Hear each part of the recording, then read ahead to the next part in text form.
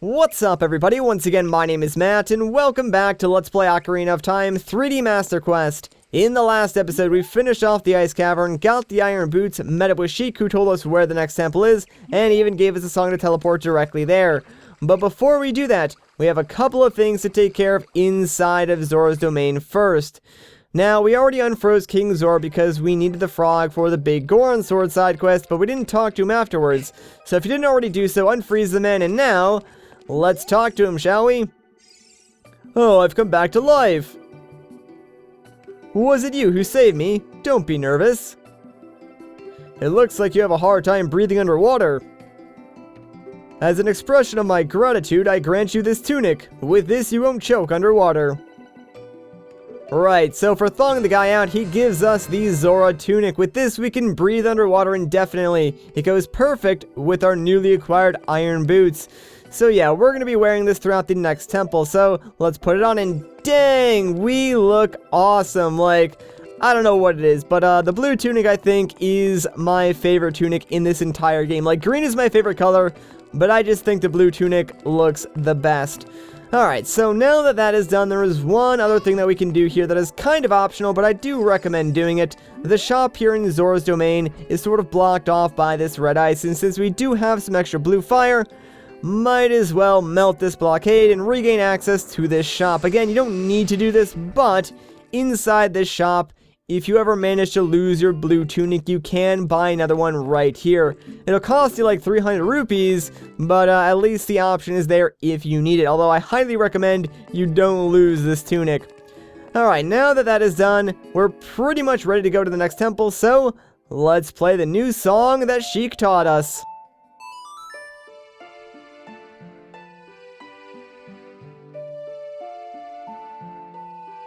And off we go.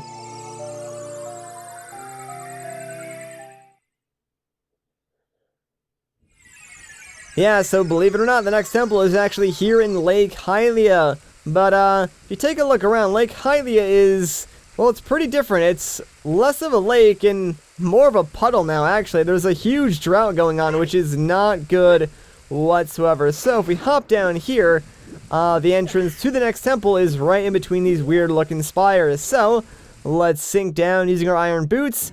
And now, all we gotta do is take our hook shot, hit this weird looking target, and now we're ready to enter the next temple. And oh man, this one's a doozy, guys. That's right, we're here in the water temple. Now this temple is very infamous for several different reasons. Most notably though, a lot of people consider this to be the hardest and most confusing temple in the game. I really kind of disagree with that because this temple is really not that hard if you're paying attention, but it's pretty annoying. Not as annoying on the 3DS version, but still pretty dang annoying.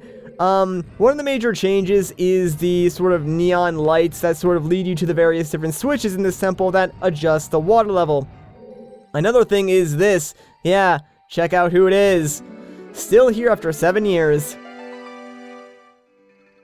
Oh, you. If I'm right, Link. You're Link, aren't you? It's me, your fiancé, Ruto, Princess of the Zoras. I never forgot the vows we made to each other 7 years ago. You're a terrible man to have kept me waiting for these 7 long years. But now is not the time to talk about love. I'm sure you've already seen it. Zora's domain, totally frozen. A young man named Sheik saved me from under the ice. But my father and the other Zoras have not yet. I want to save them all. I want to save Zora's domain. You have to help me. This is a request from me, the woman who is going to be your wife. Link, you have to help me destroy the evil monster in the temple, okay? Inside the water temple, there are 3 places where you can change the water level. I'll lead the way. Follow me, quickly! Now, don't worry guys, Ruto is not nearly as annoying as she was in, like, Jabu Jabu's belly. In fact, that's probably going to be the last time we see her for a very long time. She sort of just, like, disappears into thin air. As I was saying, though, yeah, these neon lights, they lead you to those switches that Ruto was talking about that adjust the water level in the temple. Now, here's something odd that Master Quest does. So this wall right here, it's actually already pre-bombed open for us, which doesn't really make much sense. Like, you can come in here now, you can hit that weird thing on the wall, which causes this large chest to appear, but because we're underwater, we can't open this no matter what. However, we will be getting to that chest very soon, so don't worry about that. Anyways, let's take off the boots and rise all the way up to the top where Ruto went. And, well, she's not going to be up there, but at least she pointed us in the right direction, so that's pretty helpful. Also, having the iron boots on the touchscreen is amazingly helpful in this dungeon. One of the best improvements they made to the 3DS version of this game. Anyways, right over here, we have this Triforce panel. This is actually one of the switches that will change the water level. So yeah, the neon points directly to this panel, and right above Link's head is sort of a little sign that tells you that yes, this will lower the water level to the first setting as long as we play Zelda's Lullaby. So let's do just that.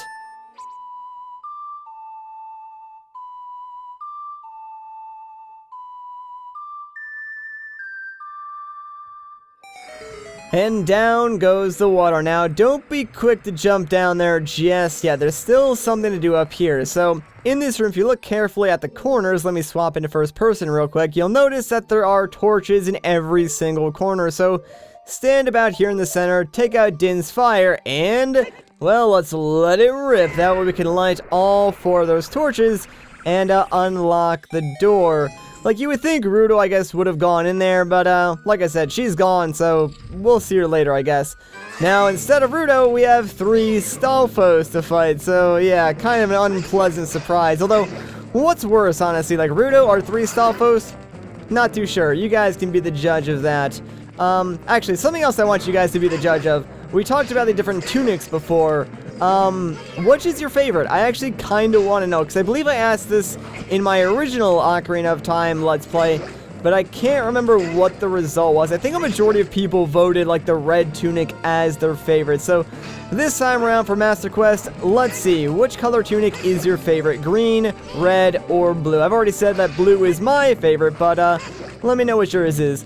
Alright, I'm getting better at fighting these Stalfoses, guys. I only got hit once. I am actually pretty proud about that, because this fight can be very, very scary. But thankfully, we sort of separated them one at a time, so it sort of worked out for us. Alright, not bad. Now, here's sort of a thing with this temple. Yeah, these weird, like, panels on the wall. Shoot them with your hookshot. We already did that once before. But just know that it is going to be a thing that happens a lot throughout this temple. Also, a fairy does appear afterwards. Alright, so let's open up this chest, and because it's a large chest, we know we're getting one of the items from this temple. And we're going to start with the dungeon map. Now, things are going to move very, very quickly when it comes to these large chests, guys. So, try and keep up, because we'll have, you know, both generic temple items and even the item from this temple in just a couple of seconds. Again, 2 unlit torches. There is a lit torch behind me, so we could use our bow and arrow, but, I mean, why bother when Din's fire is just so much easier? Plus, if I'm not mistaken, the 2 pots over here, they both contain magic. Yeah, so, I mean, there is literally no reason not to use Din's fire right there instead of just the bow. And alright, so this is a new enemy. This is a spike, and ooh, geez, I actually got to target the spike and hit it with my hookshot to disable it. Then it turns into a rock for some reason. Really, really weird. There's also, I think, 2 Lizalfos in this room that we need to sort of take out. But, pretty much same thing as the room where we were just in. Take out all the enemies, and then, of course, ooh, hey, levitating Link!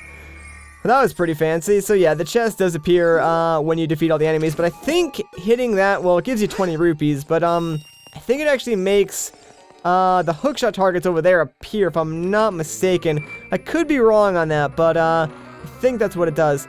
Anyways, inside this second large chest, we got the compass, and we already saw another large chest, like, in between the upper and bottom floors, so I wonder what that one's gonna be. We already got both generic temple items, so by process of elimination, this could only be the item from the temple. So yeah, like I said, things move pretty quickly, guys.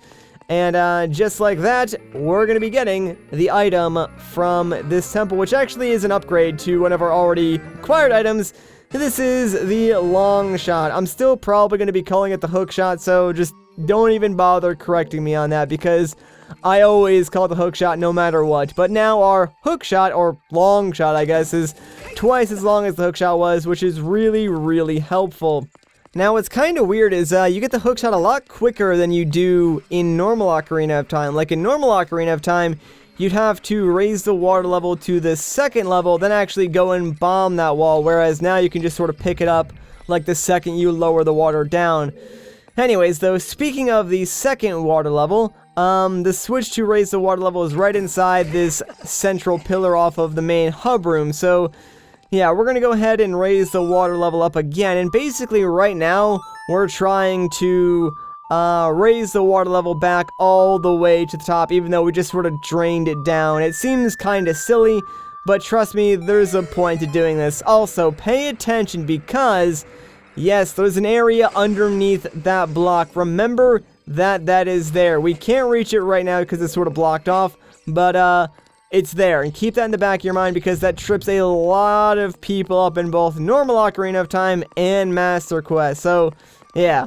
Anyways, now that we've done that, while we're here on the second level, before we go directly to the third level, there is a golden Skulltula that we need to pick up. So, step on that button to raise that gate, and oddly enough, it's on a timer. Not sure why, but yeah, whatever. So just follow this hallway down, and there's another gate blocking our path, so if we use Din's Fire, we can light the torch on the other side, and that should allow us access to this little tiny room, where we can pick up the golden Skulltula behind these boxes, and that's pretty much the only reason to come down here. But hey, I needed that Skulltula token. I don't think there's anything important in this room, so I'm not gonna bother going in there. Instead, we can head out over here, because obviously there's no switch by that gate where we entered by on this side, so we can't really go out the same way we went in. But if we head over here, take out our hookshot and look up, look up in the other direction, that would be helpful. There is a hookshot target that will take us to sort of the third level of the dungeon, but there's really not a whole lot we can do up here right now, so we'll just make use of this switch to go back down to the second level of this temple. Now that we're back down here, you guys may have noticed that when we first walked around here, there was a blue switch. I think it's right over here. Yeah, there it is. So obviously, we need to find something to weigh that down. And I believe directly underneath where we just jumped off is another hallway that we can explore down. So use your map, guys. Trust me, it is a lifesaver in this temple for figuring out where you need to go next. But yeah, we might just find something we need to weigh down that switch if we see where this hallway leads us. So let's head all the way up here. And this is a really weird room, but thankfully this room does have some small boxes, and that's really the only reason why you want to come here. Like, there's nothing else hiding in those larger boxes except like rupees or other restock items. So just grab whichever small box is your favorite, and now we can return back to the center room. That way we can use this to weigh down that button. Yeah, Master Quest is like a little bit weird with some of its puzzles because, you know, you have those like super cryptic ones where it's like, oh, shoot this random spot on a wall like 10 times, then spin around in a circle, and then all of a sudden a small key will drop out of the clouds and, you know, the heavens will open up and give you like some brand new item.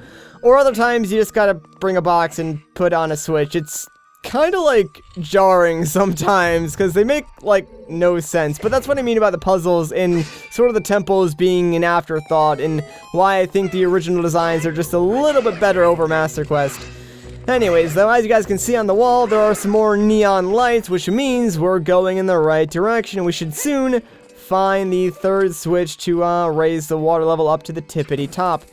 Anyways, let's head up here, and right behind that crate is actually another golden Skulltula. So, probably the best way to do this would be using the Megaton Hammer, since this can actually break the box and kill the Skulltula in one swing. Look at that, man. Another golden Skulltula for Team Link. Alright, now that we've done that, let's head out this door, and hey, check it out. There's the third Triforce panel. So, this will actually raise the water level all the way to the top. Let's do it.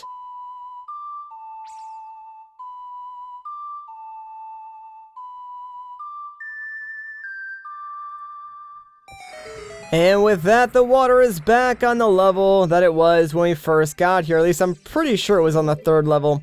Anyways, though, it might be a good idea to drop Pharaoh's Wind right now, just because it can save you a little bit of backtracking. It was way more useful in normal Ocarina of Time, but I still think you can use it here in Master Quest.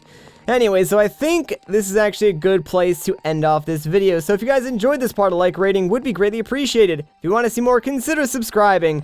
But once again, guys, my name is Matt. Thank you so much for watching, and I'll catch you in the next one.